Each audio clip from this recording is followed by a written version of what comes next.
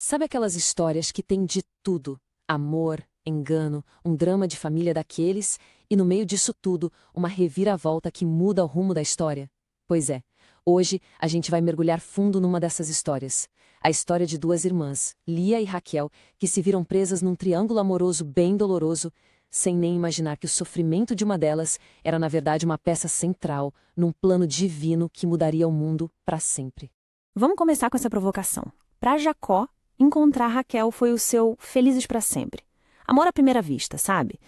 Mas para a irmã dela, Lia, que estava ali vendo tudo de camarote, aquele momento foi só o começo de uma jornada longa e silenciosa de muita dor. A história toda começa com Jacó. Ele está fugindo numa terra estranha. E aí, do lado de um poço, o destino dele vira de cabeça para baixo quando ele vê Raquel. É uma conexão instantânea, tão forte, que ele sozinho consegue tirar uma pedra super pesada da boca do poço só para dar de beber ao rebanho dela. Um gesto que já mostrava não só a força dele, mas a profundidade daquela paixão que nasceu ali, na hora. E essa paixão toda leva Jacó a fazer um acordo, digamos, surpreendente com Labão, o pai de Raquel. Ele se oferece para trabalhar por 7 anos em troca da permissão para se casar com ela. 7 anos. E a fonte nos conta algo incrível. Para Jacó, esses 7 anos pareceram só alguns dias, de tão grande que era o amor que ele sentia. Para a gente entender o conflito que tá para acontecer, a gente precisa olhar bem para essas duas irmãs. E a forma como elas são descritas é quase cruel de tão direta. Raquel é descrita como linda de forma e de aparência. E Lia, a fonte só menciona que ela tinha olhos fracos, ou em outras versões, delicados.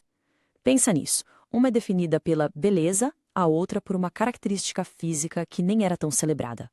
Essa distinção dolorosa é a semente de todo o drama que viria a seguir. Depois de 7 longos anos, o dia do casamento finalmente chega. A festa é enorme, todo mundo comemorando e tudo parece perfeito. Só que tem um detalhe cultural aqui que é a chave de tudo.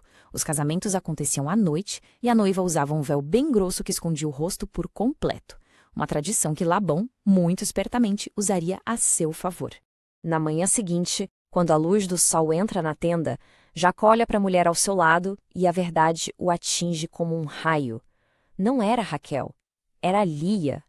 O engano foi revelado da forma mais dolorosa que se possa imaginar. Furioso, Jacó vai confrontar Labão e a desculpa de Labão é baseada na tradição. Olha, aqui na nossa terra não é costume casar a filha mais nova antes da mais velha. Uma justificativa muito conveniente para uma manipulação cruel. E aqui tem uma ironia profunda. Jacó, o mesmo que enganou o próprio pai para roubar a bênção do irmão, agora prova do próprio veneno. A solução de Labão é permitir que Jacó se case com Raquel na semana seguinte, mas com uma condição. Ele teria que trabalhar por mais 7 anos. Jacó aceita, e assim a situação de Lia é selada. Ela é oficialmente uma esposa, mas vive na sombra da irmã, sabendo todos os dias que não é a amada. E é aqui que a história muda de perspectiva. Enquanto todo esse drama humano se desenrola com um marido indiferente e uma irmã rival, uma força maior estava observando. A fonte diz que Deus viu o sofrimento silencioso de Lia, algo que ninguém mais parecia notar. Ela foi rejeitada pelo homem, mas foi vista por Deus. A resposta de Deus à dor de Lia vem na forma de filhos. E cada filho que nasce não é apenas um evento. É como se fosse uma página do diário da alma de Lia. Os nomes que ela escolhe contam a sua história de dor, esperança e finalmente de transformação. Nasce o primeiro filho dela, Ruben. O nome significa algo como, vejam, um filho. Mas para Lia, a declaração era muito mais profunda. Deus viu minha aflição. Imagina o que isso significou para ela. No meio daquela solidão, pela primeira vez, ela não se sentiu invisível. A sua dor foi reconhecida pelo Criador. Depois vem Simeão, que significa aquele que ouve, e Lia declara, porque o Senhor ouviu que sou desprezada, me deu também este filho. A dor ainda estava lá, mas algo mudou. Ela agora sabia que suas preces silenciosas não se perdiam no vazio. Alguém estava ouvindo. Com o terceiro filho, Levi, que significa unido ou ligado, a esperança de Lia ainda estava focada em Jacó. Ela pensa, agora, desta vez, meu marido se unirá a mim, pois lhe dei 3 filhos. O anseio pelo amor do marido ainda era o centro do coração dela. Mas é com o 4º filho, Judá, que tudo muda. O nome significa louvor. E ouve só a diferença nas palavras de Lia. Ela não diz mais, agora meu marido vai se unir a mim. Pela primeira vez, ela diz, desta vez, louvarei ao Senhor.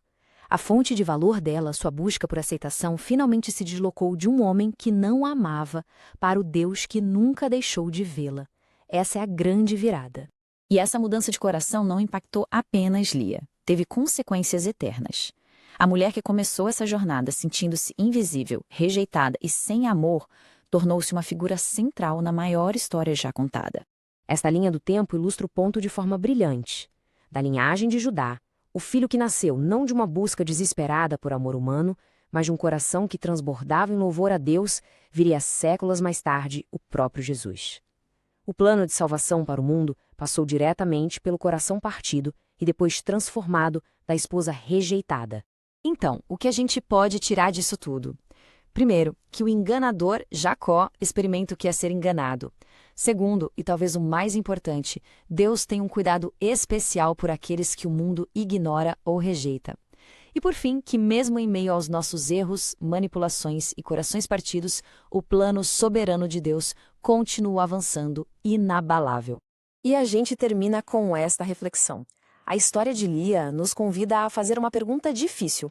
E se as nossas maiores dores, as rejeições mais profundas, não forem um desvio do caminho, mas o próprio caminho que Deus desenhou?